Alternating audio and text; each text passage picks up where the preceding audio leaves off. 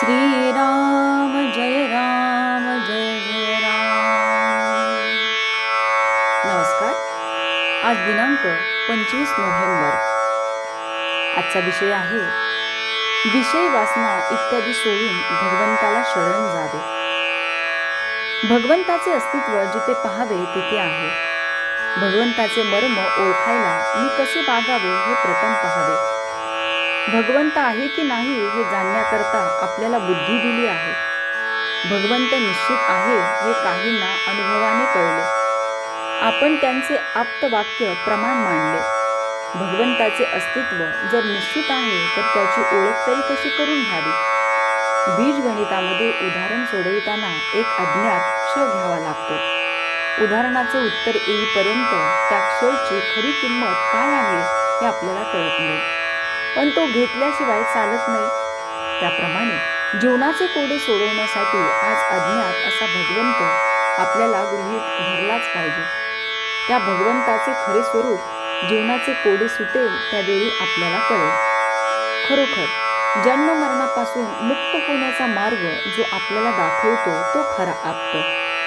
भगवंताला सर्वात अधिक काय आवडते हे संतांनी सांगून टाकले, ते म्हणजे आपण विषय वासना इत्यादी सर्व काही सोडून भगवंताला शरण जावे। आपण नेहमी विषयांना शरण जातो।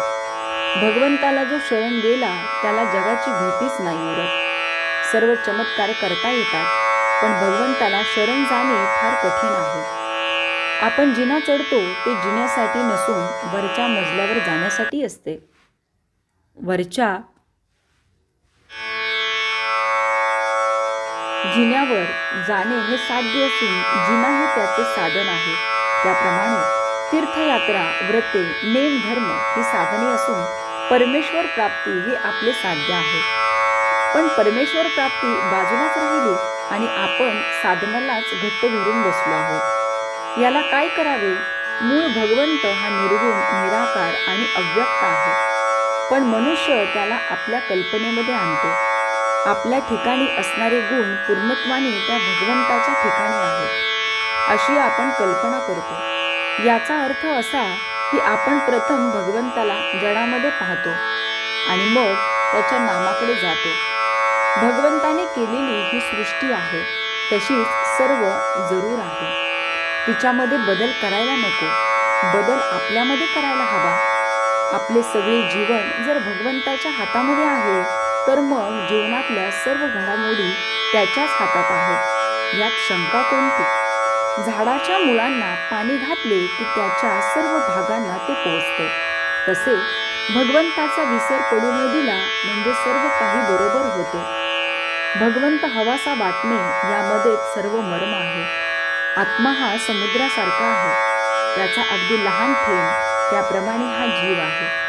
त्याची ओळख होऊन आत्म्याशी समरस होणे हेच खरे तत्वज्ञान आहे। या आत्म्याचे नित्य स्मरण ठेवून आनंदात असावे। तात्पर्य, संतांनी नामस्मरण रूपी नाव आपणास दिली आहे, त्यात विश्वासाने बसू।